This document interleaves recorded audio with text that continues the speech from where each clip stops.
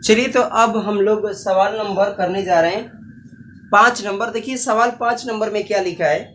किसी एपी का प्रथम पद 5, अंतिम पद 45 और योग 400 है, तो पदों की संख्या और सार्वधातुक ज्ञात कीजिए।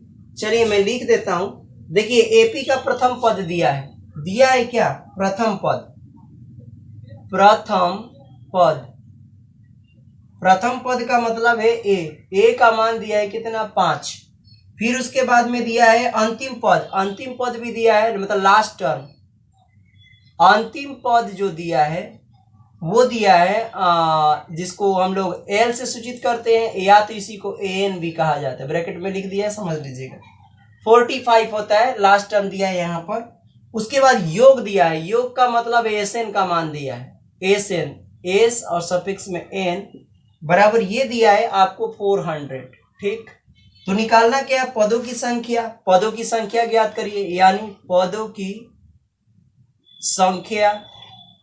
पदों की संख्या मतलब n बराबर कितना, और क्या निकालना है? सार्वधातुक। और आपको निकालना है सार्वधातुक, यानी d का मान निकालना है।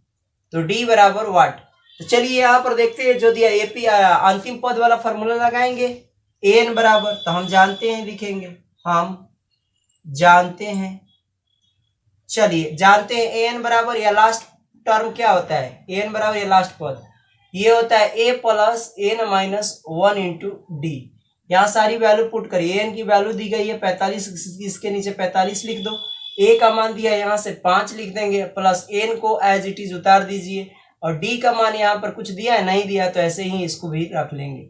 यहाँ ले जाके इसको घटा दीजिए, 45 माइनस का इधर आ गया तो 5, n माइनस 1 इंटू का ये हो गया d। ये अगर करेंगे तो कितना आ जाएगा?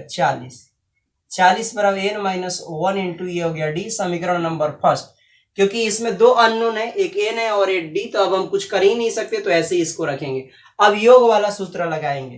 अब हम जानते हैं, पुनः हम जानते हैं, फिर लिखोगे हम जानते हैं। हम क्या जानते हैं? योग क्या होता है? योग सूत्र जो होता है एस एन बराबर, सम जो होता है वो होता है n/2, और यहां होता है a plus last term L होता है।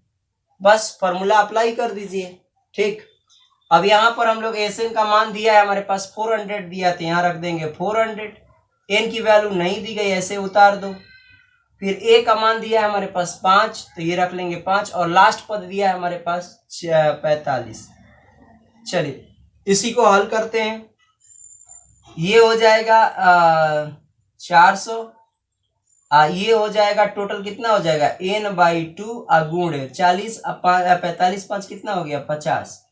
ठीक, और ये हो जाएगा 2 से काट दीजिए तो कितना हो जाएगा? 25, आधा हो गया, यानी 400 बराबर कितना आ जाएगा? यहाँ लिख रहा हूं, यहाँ हो गया 400 बराबर 25n। अब इधर ले जाके भाग दे दीजिए।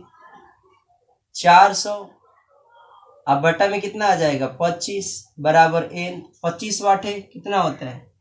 25 के पहाड़ा में कटेगा 8 बार में, ठीक, कि 16 बार में कटेगा? 25 चौका 100 होता है, तो 4 चौका 16 बार में कट जाएगा। ये 25 गया एक मर्तबे, तो यहाँ बच गया कितना? 25 गया तो 25 फिर बच जाएगा 15, तो 15 150, 15 बचेगा, एक 0, 15 छक्का 150 हो गया, तो n, इसलिए n बराबर कितना आ गया? 16। ये आ गया n बराबर 16। अब क्या निकालने? सर्वांतर। समीकरण 1 में मान रख दो तो आपको निकल जाएगा किसका मान? n का मान निकल जाएगा। तो समीकरण 1 में मान रख देते हैं हम लोग। समीकरण 1 में n का मान रखने पर, चलिए रख देते हैं। पहले उतार लो, ये देखो 40 है, 40 यहां लिख देंगे 40, फिर बराबर लिखोगे n माइनस 1 इंटू कितना? d। इसमें वैल्यू रखो, ये 40 हो गया, n का मान यहाँ 16 माइनस 1, और फिर आ जाएगा d। ये आ गया 40, इधर से गया तो कितना हो गया? 15, घटेगा तो गुणा में d का, तो इधर आ जाएगा 40 बटा कितना? 15। ये आ गया d, ये नीचे चला जाता है। अब इसको कटा दो, हटाओगे तो कितना हो गया, 5 से 5 × 15, 5 × 8 = 40। इसलिए डी का मान कितना आ गया, डी बराबर आ गया 8/3। एक आंसर ये हो गया।